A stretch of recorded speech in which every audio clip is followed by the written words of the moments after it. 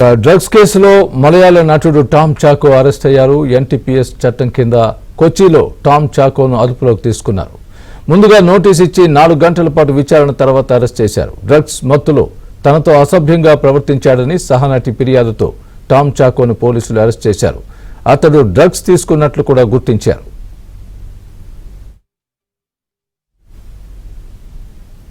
ఇదే అంశానికి సంబంధించి పూర్తి అప్డేట్ మా ప్రతినిధి రిత్విక్ అందిస్తారు. రిత్విక్, స్వామి, మలయాళ నటుడు చాకో అరెస్ట్ అయ్యారు. సో నిన్న మొత్తం కూడా అతను ఒక బిల్డింగ్ నుంచి దిగి పారిపోతున్న వీడియో సోషల్ మీడియాలో వైరల్ గా మారింది. ఇది మొత్తం కూడా సోషల్ మీడియాలో వైరల్ కావడం, పోలీసులు రైడ్ చేసిన సమయంలో అతను పారిపోవడం జరిగింది.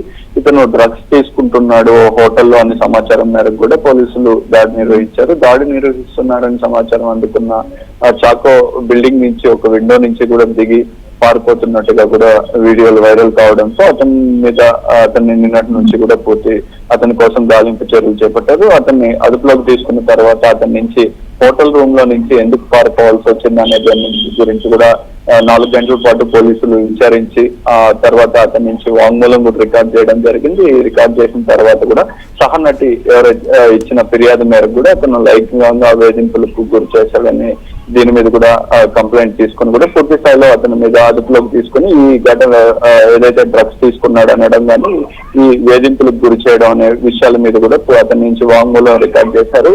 అతన్ని కొద్దిసేపటి క్రితం న్యాయమూర్తి ముందు కూడా హాజరుపరిచి జ్యుడిషియల్ రిమాండ్ కు తరలిస్తున్నారు. ఈ వ్యవహారం మొత్తం కూడా మలయాళ ఇండస్ట్రీలో మొత్తం కూడా చర్చనీయాంశంగా మారింది. ఇతను గతంలో కూడా పలుసార్లు సినిమా షూటింగ్ జరుగుతున్న సమయంలోనే డ్రగ్స్ తీసుకునేవాడు అనేది కూడా విచారణలో గుర్తించినట్టుగా కూడా తెలుస్తుంది. ఒక నిర్మాత నుంచి కూడా సమాచారం అందుకోవడం, ఈ సహనటి ఇచ్చిన ఫిర్యాదు మేరకు కూడా అతను అదుపులో తీసుకుని పూర్తి స్థాయిలో విచారణ చేస్తున్నారు. Right Ritwik, thanks for the update.